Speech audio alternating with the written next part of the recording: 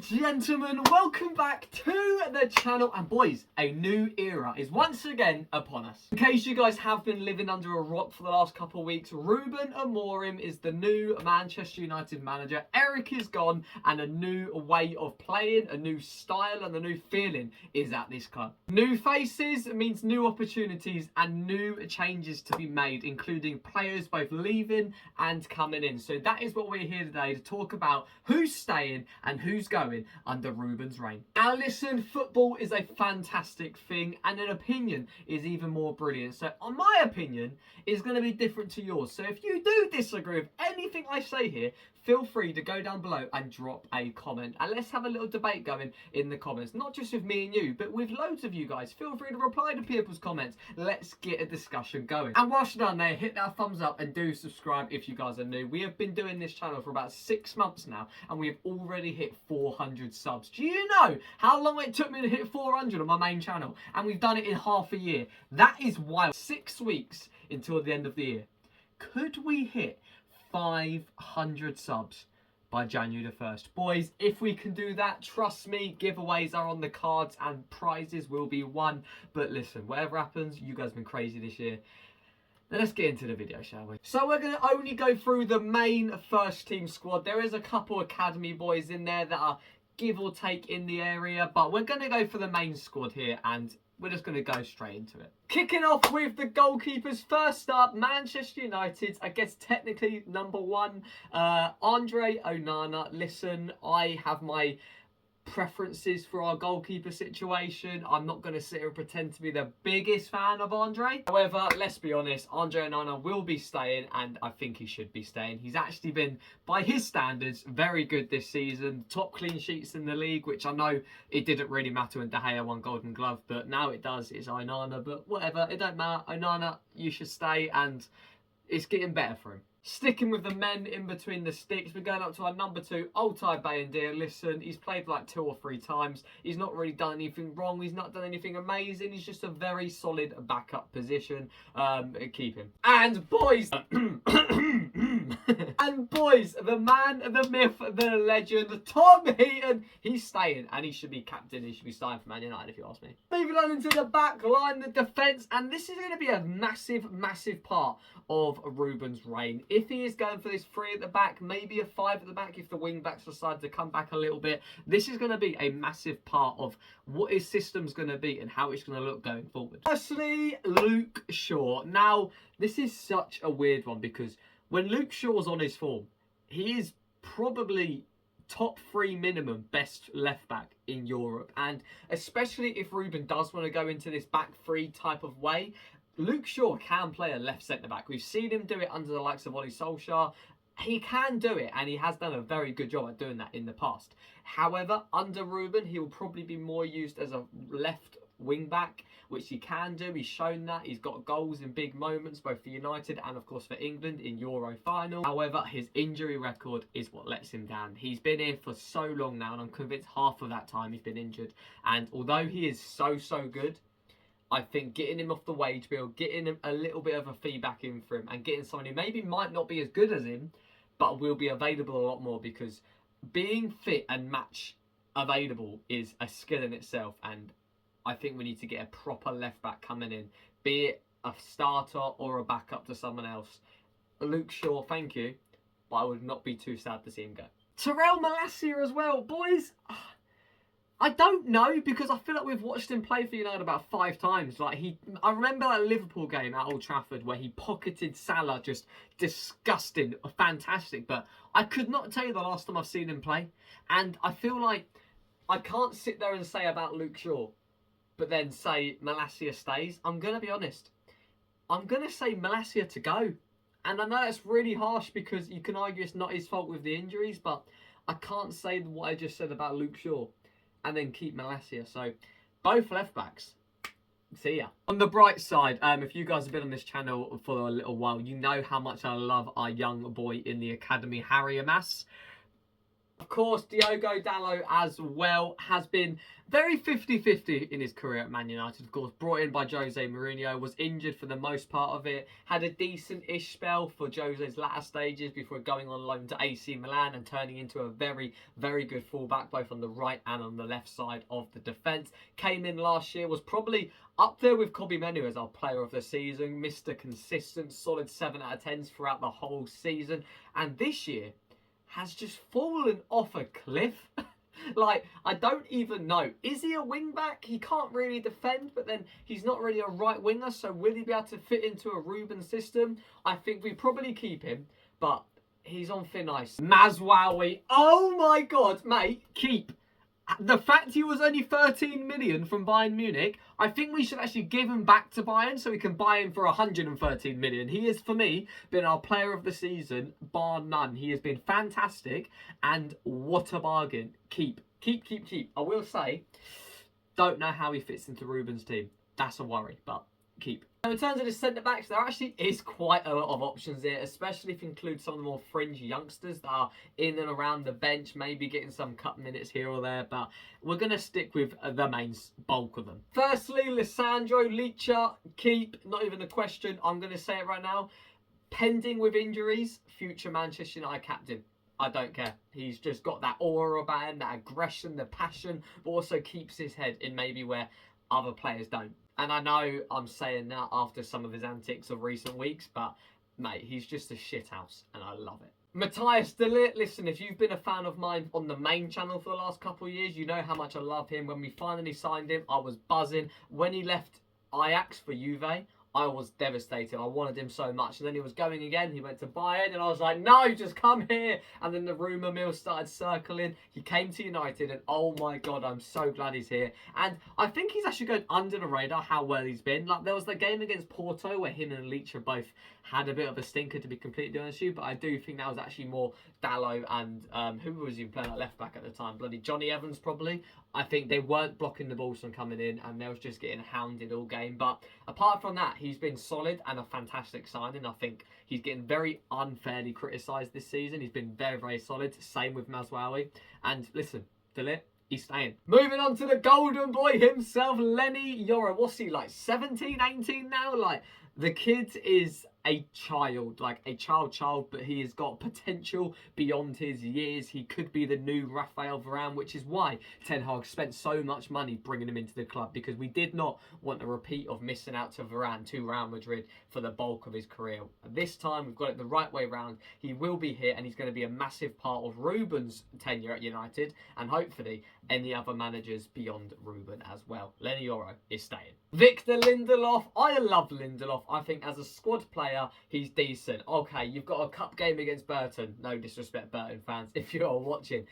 Lindelof, he can come in and he just won't put in an absolute stinker. He'll give you like a 6, 7, 8 out of 10. He can play a ball. He can actually play in the midfield. He can strike a free kick. If you have not seen a Victor Lindelof free kick, do your research right now. That's what I'm saying. That being said, I'm saying he can go. I think he's had a decent enough United career, played so many games for us, won some trophies. He can be very proud of what he's done here. And Lindelof, thank you. And you'll go down as a bit of a cult hero for me. But you can go. Next up, Jonny Evans.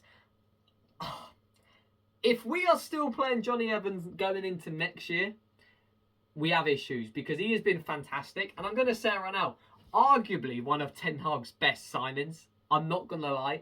You could argue all the other names you could shout. Genuinely, Jonny Evans is one of our best signings of the last 10 years.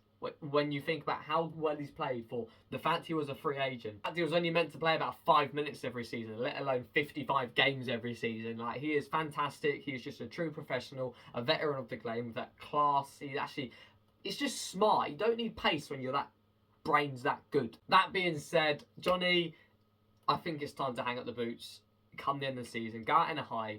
Don't wait for your career to just peter out. You've been fantastic. Maybe stick around as a coaching role for some of the younger lads. But if he's still here next season, the club's got issues. Thank you, Johnny, but goodbye.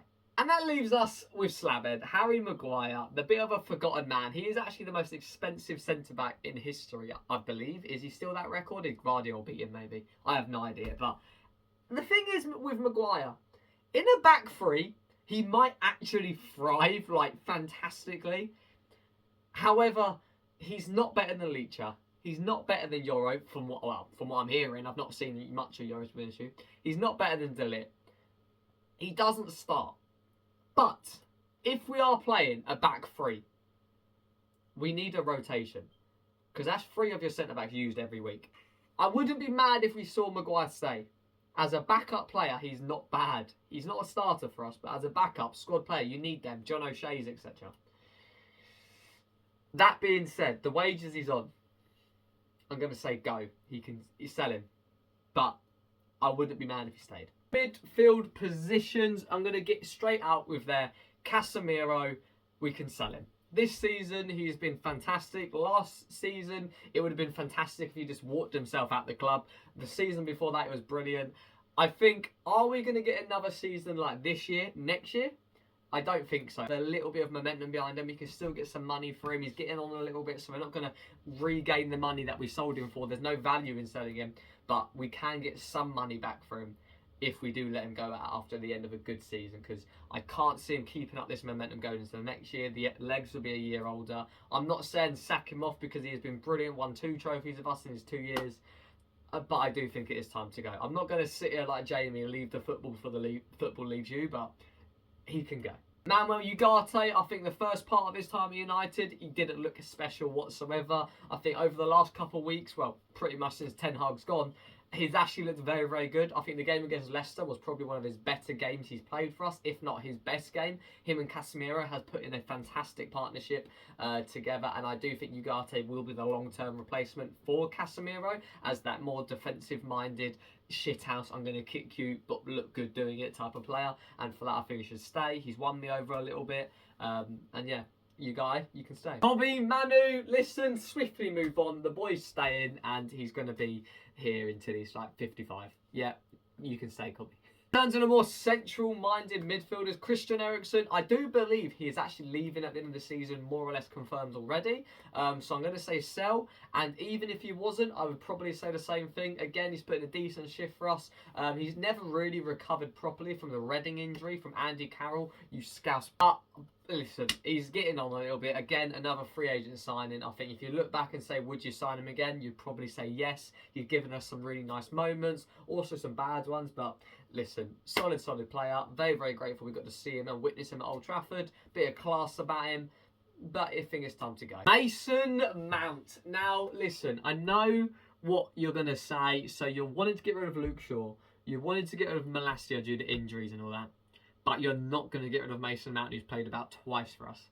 Mason Mount, I'm saying it now, is about to thrive. You're going to see a lot more of Mason Mount in this Ruben team. I think the way Mason Mount plays, I might even do a video on this, players who's going to turn around under Ruben. I don't know, but Mason Mount is about to turn into a machine. I am telling you, remember this clip, watch this back in a couple months' time when Mason Mount's a starter and everyone's raving about him.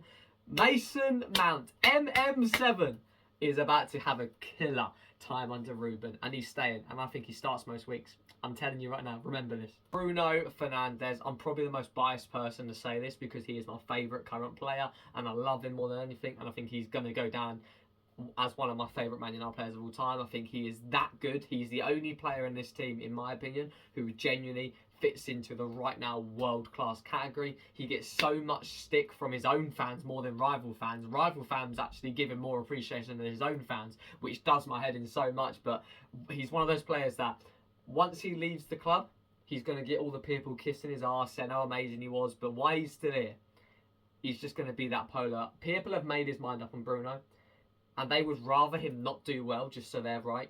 Bruno Fernandes is that good where on his top form, he generally walks into any team in the world. There is not a team in the world that would not take a top form Bruno Fernandes. And if you're a rival fan saying you wouldn't, you are chatting absolute shite. I don't even care. He is that good. He's one of the best attacking midfielders in the world and has been over the last 5 to 10 years.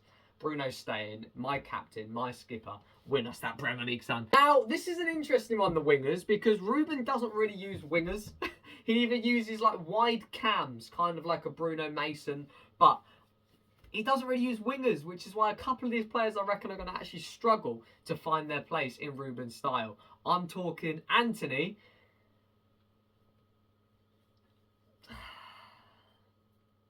just... I'm talking Marcus Rashford, which I'm actually going to do a Marcus Rashford video soon for Ruben, because I think Rashford's an interesting one.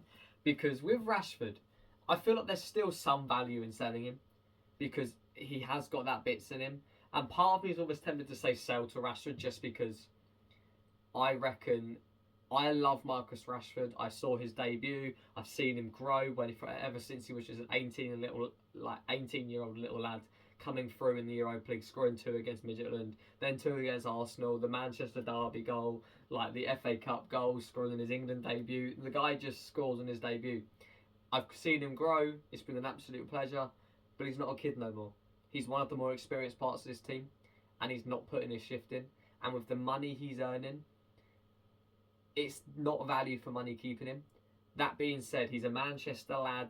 He's from the academy. This is what I'm saying. If he wasn't from the academy and it wasn't Marcus Rashford, then say it was Bruno Fernandes playing like Rashford plays, I would want him gone. But there's that sentimental value of Rashford. And I know football's not a place for sentimental, but I'm quite a football romantic. And to see Marcus Rashford from Wythenshawe winning trophies for this club, scoring goals, it does feel good. Amad Diallo suits Ruben's style to a T.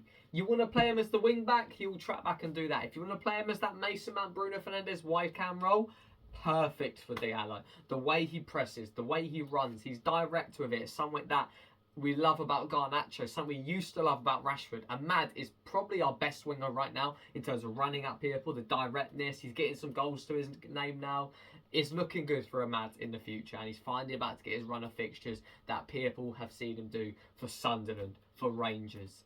And the guy's going to cook. And it's another one of Ollie's signings that are about to come good, I'm telling you. Garnacho! Oh, it's such a weird one, because I don't think he suits a Ruben style. I'm going to be honest.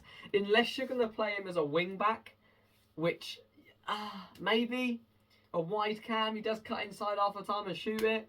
Garnacho's a weird one. I'm going to say keep him. I want that to be clear. Garnacho's staying. But it's a weird one where he fits in. Now moving into the strikers, we've only got 2 of them. I know you could argue Ethan Wheatley, but main starting squad. Rasmus Højlund. The jury is still out on him because he's not been a proven goal scorer. When he gets the chances, he does take them more often than not. But he does need to start making his own chances as well. I will say keep Rasmus, top young striker. And I reckon he'll be a decent little striker for Rubens United. Keep him. I'm saying it now. He might go down as one of our worst ever signings. He doesn't look like a player. Like, with Rasmus last year, he didn't score in the Prem until, like, December against Aston Villa. I know he was, like, the Champions League top goal scorer, even though we got knocked down the group stages. But Xerxes doesn't look like a player. Whereas Rasmus, you saw something there. I watched Xerxes and I'm like, I'm watching Bambi on ice. It looks like I'm on there. I know he's got my name, but he's got my ability as well. Like, are you just some random guy who works at, like, Morrison's or something, and you just got to give him the jersey as, like, to make up numbers? Like, it makes no sense. But Joshua Xerxes, nah. Ladies and gentlemen, that is my sells and keeps for Manchester United's majority of their first team squad. And there is a couple fringe players that in or out, but that's the main bulk of them. Let me know your thoughts down below, and I will see you guys next time. Take care, boys, and peace.